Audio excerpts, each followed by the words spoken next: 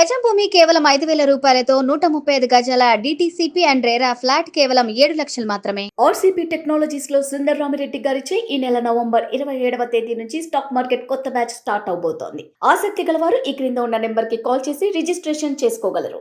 నమస్తే అండి. నమస్తే. ప్రతి ఒక్కరి కళ సొంత ఇంటి కళ. సో ఆ సొంత ఇల్లు వాళ్ళ సొంతం చేసుకోనికి హౌసింగ్ లోన్స్ అనేవి తీసుకుంటూ ఉంటారు. సో ఈ హౌసింగ్ లోన్స్ తీసుకోవడం ఎంతవరకు కరెక్ట్ అంటారు? అంటే ఎలా తీసుకుంటే ఎలా బెనిఫిట్స్ ఉంటాయి? కొన్ని ఈఎంఐలు ఏమంటారు, ఇంట్రెస్ట్లు, ఈఎంఐలు నెల కట్టేవి కూడా రేట్ ఆఫ్ ఇంట్రెస్ట్ చాలా హెవీగా ఉండి చాలామంది సఫర్ అవుతూ ఉంటారు.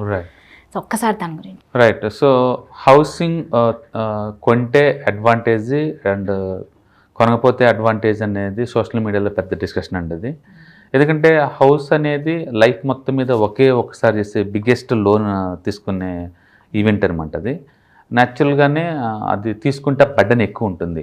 ఆల్మోస్ట్ ఒక్కసారి మనం హౌసింగ్ లోన్ తీసుకున్నామంటే కమిట్మెంట్ 30 years వరకు కమిట్మెంట్ ఇచ్చినట్లు లెక్క అవతలకి. So interest plus total capital లోంచి మనం తీసుకుంటూ పోతున్నాం అనుకో 30 years కల్లా చాలా అవుద్ది.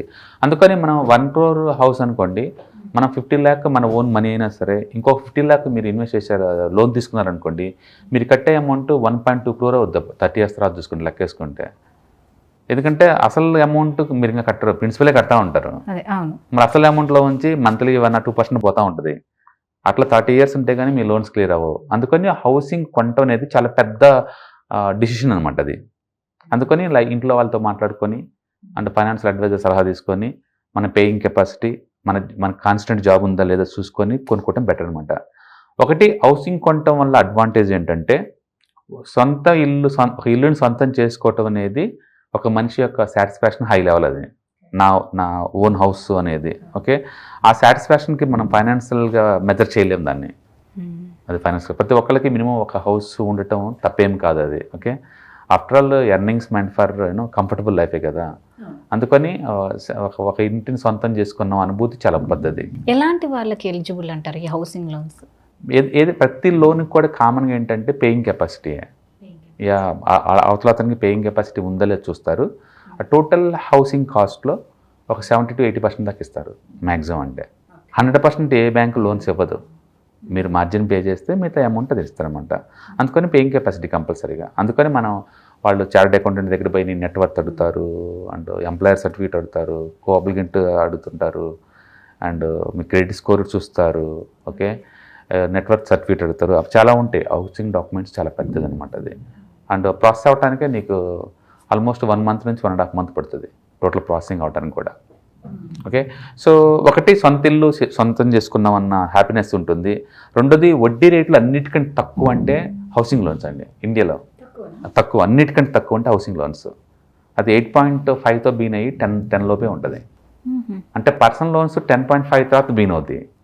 ఇవి అట్లా కాదు, 8.5 దగ్గర నుంచి 10.5 లోపే ఉంటాయి. ఎందుకంటే ఇది హై ప్రయారిటీ లెండింగ్ సెక్టర్. ఇది ప్రతి ఒక్కరికి హౌసింగ్ సొంతంగా ఉండాలని కోరుకుంటుంది కాబట్టి గవర్నమెంట్ ఇది హై ప్రయారిటీ లెండింగ్ సెక్టర్ చేసింది. అందుకని ఈ సెక్టర్స్లో తక్కువ లీస్ట్ లోన్ వచ్చింది. అంటే ఎవరైనా సరే ఇల్లు కొనాలి అనుకుంటే ఖచ్చితంగా మ్యాక్సిమం లోన్ తీసుకోవాల్సిందే. ఎందుకంటే తక్కువ ఎక్కడ దొరకదు కదా. ఎందుకంటే తక్కువ. మూడోది ట్యాక్స్ బెనిఫిట్స్ ఉంటాయి. ఒకటి మనం తీసుకున్న వడ్డీ నుంచి ట్యాక్స్ క్లెయిమ్ చేసుకోవచ్చు, ప్రిన్సిపల్లో నుంచి కూడా ట్యాక్స్ క్లెయిమ్ చేసుకోవచ్చు. అందుకని ఇన్కమ్ ట్యాక్స్ ఎగ్జామ్షన్ తీసుకోవచ్చు. ప్రిన్సిపల్లో నుంచి ప్లస్ ఇంట్రెస్ట్ తోటి ఆ రెండింటి నుంచి మనం తీసుకోవచ్చు. ఆ బెనిఫిట్ ఉంటాయి అనమాట. సో పేమెంట్ కూడా ఫ్లెక్సిబుల్గా ఎంతకంటే అంత పే చేసుకోవచ్చు నీ పేయింగ్ కెపాసిటీని బట్టి. ఫర్ ఎగ్జాంపుల్ మన ఇంట్లో ఇంకెవరైనా మన కిడ్స్ ఎవరైనా అడల్ట్ అవుతున్నారు, అతను జాబ్కి వెళ్ళేలాగా ఉన్నాడు అనుకోండి, ఇక్కడ నుంచి ఇక్కడ 10 ఏళ్ళ వరకు ఇంత అమౌంట్, ఇప్పటి నుంచి డబుల్ అమౌంట్ చేయండి, ఇలా ఫ్లెక్సిబుల్ చేసుకోవచ్చు. అట్లా ట్యాక్స్ బెనిఫిట్స్ ఉంటాయి, ఫ్లెక్సిబుల్ పేమెంట్స్ ఉంటాయి, and lowest interest rates housing loan అంటే. ఓకే, అది ఉంటుంది. ప్లస్ ఒక ఇల్లు సొంతం చేసుకున్నామంటే ఆ తృప్తి వేరే లెవెల్లో ఉంటుంది. సో ఇవన్నీ అడ్వాంటేజెస్. డిసడ్వాంటేజ్ ఏంటంటే హౌసింగ్ లోన్ తీసుకోవటం అనేది one of the biggest decision making లైఫ్లోనే. ఒక్కసారి కమిట్మెంట్ ఇచ్చావో 25 to 30 years లాక్ అవుతారు. రెండోది ఇండియాలో ఉన్న లోన్స్ మొత్తం కూడా ఫ్లోటింగ్ ఇంట్రెస్ట్ రేట్స్, ఫిక్స్డ్ కాదు ఇవి.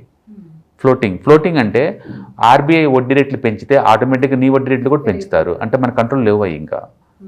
ఓకే, ఆర్బీఐ ఎప్పుడు పెంచుతూనే ఉంటారు. ఇంకా కరోనా టైంలో చాలా పెరిగాయి కదండి. కరోనా టైంలో అయితే నీకు 6%కి వచ్చినాయి వడ్డీ రేట్లు. ఇప్పుడు 8.5. అంటే అప్పటి నుంచి ఇప్పటికి 2.5% పెంచారు.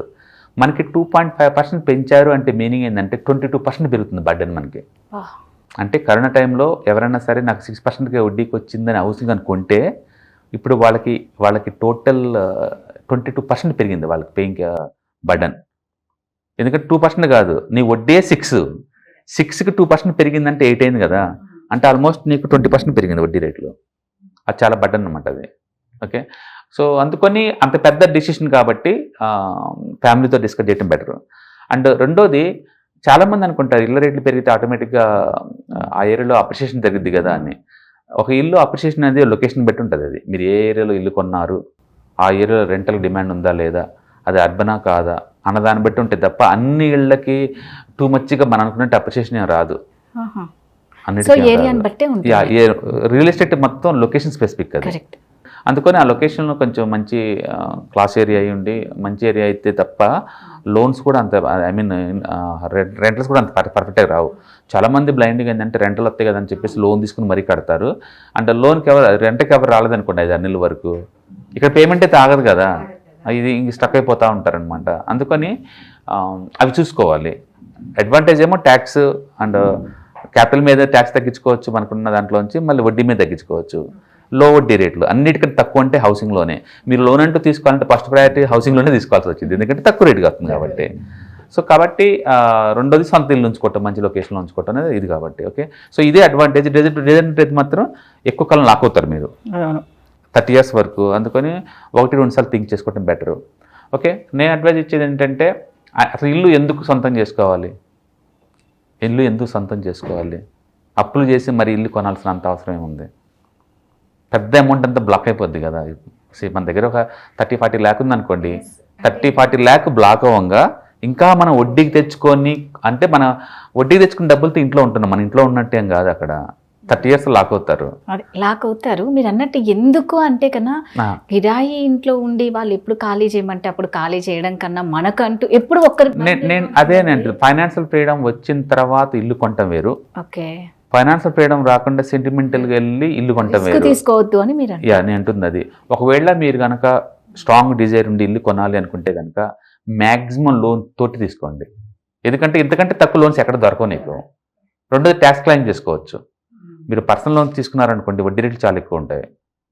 పర్సనల్ లోన్ తీసుకున్నా, వెహికల్ లోన్ తీసుకున్నా, వేరే వాటికి గోల్డ్ లోన్ ఏది తీసుకున్నా సరే వడ్డీ రేట్లు చాలా ఎక్కువ ఉంటాయి. ఇది ఒక్కటే తక్కువ రేటుకి దొరికే వడ్డీ కాబట్టి ఇల్లు తీసుకోవాలనే స్ట్రాంగ్ డిజైర్ కనుక మీ దగ్గర అనుకుంటే బెస్ట్ థింగ్ ఏంటంటే, మీరు ₹1,00,00,000 పెట్టి ఇల్లు కొందాం అనుకున్నారనుకోండి, మీ దగ్గర ఆల్రెడీ ₹1,00,00,000 ఉండాలి. ఉంటే ఈ డబ్బులు తీసుకెళ్ళి మ్యూచువల్ ఫండ్లో పెట్టుకోండి. మ్యూచువల్ ఫండ్లోనే ఎక్కడో చోట పెట్టండి. ఎక్కడైతే 15-20% చొప్పున మనీ గ్రో అవుద్దో అక్కడ పెట్టండి. మీ డబ్బులతో ఇల్లు కొనమాకండి, లోన్ తీసుకొని ఇల్లు కొనుక్కోండి. ఎందుకంటే అది నీకు 8%గా దొరుకుతుంది కదా, ప్లస్ మనం ట్యాక్స్ క్లెయిమ్ చేసుకోవచ్చు కదా. అందుకని మీ డబ్బు అయితేనేమో 15-20% గ్రో అవ్వాలి.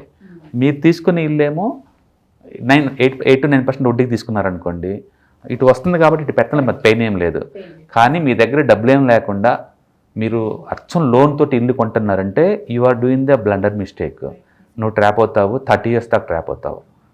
అది రియల్ ఎస్టేట్ ప్రైస్లు కూడా అన్ని ప్లేస్లు ఒకేలాగపోదు, లొకేషన్ స్పెసిఫిక్ అది. ఓకే, ఐటీ బాగా గ్రో అవుతుంటే అవి బాగా రెంటలు పెరుగుతాయి, వేరే సైట్ అంత ఉండకపోవచ్చు. అందుకని సెంటిమెంటల్గా కాకుండా ఫైనాన్షియల్ డిసిషన్లా థింక్ చేయడం బెటర్. అది హౌసింగ్కి సెంటిమెంటల్గా హౌస్ అనే బదులు ఫైనాన్షియల్గా ఫీజిబిలిటీ ఎంత ఉంది, మనకు అంత వర్త్ అయినా, తర్వాత ఫ్యూచర్లో ఏమైనా ట్రాప్ అవుతామని చూసుకోవటం బెటర్. రెండోది ఎకానమీ చూడండి, వడ్డీ రేట్లు పెరిగేలాగుందంటే ఇంకా బడ్డన పెరిగిద్ది మనకి. అందుకని వడ్డీ రేట్లు తక్కువ ఉంటే ఆ టెంపరీగా తక్కువ రేటుకి వస్తున్నాయా లేదా లాంగ్ టర్మ్లో కూడా తక్కువ అయ్యే ఛాన్స్ ఉందో చూసుకోవటం బెటర్. అమెరికాలో కోవిడ్ టైంలో 1%కి వడ్డీ రేట్లకి దొరికినాయి మార్ట్గేజ్ లోన్స్, 1-2%. ఇప్పుడు అక్కడ 80% అయినాయండి మార్ట్గేజ్ లోన్స్. ఇప్పుడు కొత్తగా ఇల్లు కొంటే అక్కడ 8% వడ్డీ, ఆ టైంలో కొంటే 2% వడ్డీ. అయితే అమెరికాలో ఫిక్స్డ్ వడ్డీ రేట్లు ఉన్నాయి, ఫిక్స్డ్ ఇంట్రెస్ట్ రేట్స్. అంటే ఒక్కసారి నువ్వు తీసుకున్న వడ్డీకి ఫిక్స్ చేసుకున్నావు అనుకోండి, 30 years అదే లోను, ఇంక వడ్డీ రేట్లు పెరగవు. బట్ ఇండియాలో అలాంటి ఫెసిలిటీ లేదు ఇక్కడ. అందుకని 1-2 సార్లు ఆలోచించుకుంటే బెటర్. అండ్ ఒకవేళ మీరు లోన్ తీసుకుందాం అనుకుంటే ఇద్దరు, అంటే వైఫ్ అండ్ హస్బెండ్ ఇద్దరు వర్కింగ్ వాళ్ళు అనుకుంటే కోఆబ్లిగేషన్గా పెట్టుకుంటే ఎక్కువ లోన్ వస్తుంది అండ్ ట్యాక్సెస్ తగ్గిద్ది కాబట్టి తీసుకోవచ్చు. బట్ మీ దగ్గర ఓన్గా 100% డబ్బు ఉంటేనే తీసుకోండి. అచ్చం మనీ అప్పు చేసి తీసుకోవటం అనేది అంత ఈజీ కాదు. ఏదైనా ఫైనాన్షియల్ ఫ్రీడమ్ వచ్చిన తర్వాత ఇల్లు కొంటాం వేరు, అండ్ ఇప్పుడిప్పుడే కెరీర్ ఎదుగుతున్న టైంలో అప్పులు చేసి ఇల్లు కొంటాం వేరు. రెండింటి మధ్య తేడా తెలియాలి. ఇల్లు అనేది చాలా పెద్ద డిసిషన్, అది ఇట్స్ సెంటిమెంటల్. ఓకే, అందుకని ఫ్యామిలీతో ఫైనాన్షియల్ కన్సల్టెంట్తో డిస్కస్ చేసుకొని తీసుకోవడం better. After all life meant for enjoy చేయటం. నిజమే. ఆ ఎంజాయ్మెంట్ పెయిన్గా రాకుండా ఉంటే చాలు. అందుకని 1-2 సార్లు థింక్ చేసుకుంటే మనం ఫైనాన్స్లో బటన్ లేకుండా ఉంటుంది. నన్ను అడిగితే మాత్రం మీ టోటల్ హౌస్ కొనేంత అమౌంట్ మీ దగ్గర ఆల్రెడీ ఉండాలి. ఉంటే ఆ డబ్బు తీసుకెళ్ళి మీరు మీ మనీ ఎక్కడైతే 15-20% గ్రో ఉంటుందో అక్కడ పెట్టేసేయండి. మీ మ్యాక్సిమం లోన్ తీసుకోండి, హౌసింగ్ లోన్. దాంతో మీరు ఇల్లు కొనాలంటే కొనండి. లేదు అంటే రిటైర్మెంట్ టైంలో సొంతం కొనుక్కోవడం బెటర్, కెరీర్ స్టార్టింగ్లో కన్నా కూడా. అప్పటికల్లా ఇల్లు రేట్లు పెరుగుతాయి అనుకుంటున్నారేమో, ఏముండదండి. మనం అనుకున్నంత టూ మచ్ భయపడే అంతే ఉండదు. మీరు ఆ పెరిగే చోట ఎందుకు కొందాం అనుకుంటున్నారు? హైదరాబాద్లో ఏముంటుంది, పల్లెటూరు పోయి ఉండండి, తక్కువ రేటు దొరుకుతాయి కదా.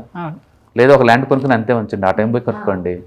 రకరకాల మెథడ్స్ ఉన్నాయి మనకు, ఐడియా కనుక్కుంటూ ఉంటే. ఓకే, ఇక్కడ హైరైజ్ బిల్డింగ్స్ 2 కోట్లు 3 కోట్లు మీ అఫోర్డబిలిటీ ఉంటే ఇట్స్ ఓకే. లేనప్పుడు అంతగా తీసుకోవాల్సిన అవసరం లేదు.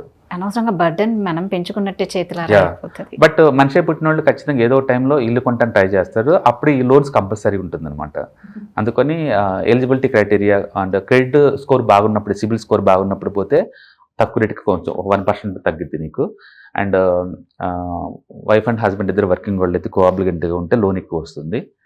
అండ్ పేయింగ్ కెపాసిటీ ఉన్న తర్వాత చూసి తీసుకోవటం బెటర్ అనమాట. డాక్యుమెంట్స్ చాలా అవసరం అవుతాయండి దీనికి. నేను చెప్పాను కదా, శాలరీ స్లిప్స్ కావాలి, ఇద్దరి పాన్ కార్డులు, ఆధార్ కార్డులు, నెట్వర్క్ సర్టిఫికెట్స్ అండ్ ఎస్ఐ ఇవన్నీ కావాల్సి ఉంటుంది. కేవైసీ ప్రాసెస్ అన్నీ ఉంటుంది. అండ్ బ్యాంక్ వెళ్తున్న తర్వాత సైన్ డాక్యుమెంట్స్ ఇస్తారు, అవన్నీ సైన్ పెట్టాల్సి ఉంటుంది. అండ్ 1-2 సార్లు మార్కెట్లో అన్ని ఎంక్వైరీ చేసుకొని ఎక్కడైతే తక్కువ రేటుకి వస్తే తీసుకోవడం బెటర్. ఈవెన్ 1% ఇంట్రెస్ట్ తక్కువైనా సరే లాంగ్ టర్మ్లో చాలా తగ్గిద్ది అనమాట. అంటే మనకు చాలా ఇసుకిస్తారనే కానీ పబ్లిక్ సెక్టర్ బ్యాంక్స్ తక్కువ రేటు దొరుకుతాయి నీకు. కొంచెం ఇసుకిస్తారు కాకపోతే. అంటే ప్రైవేట్ వాళ్ళు అయితే కొంచెం ఎక్కువ ఛార్జ్ చేస్తారు, క్విక్గా అయిపోద్ది. Thank you so much.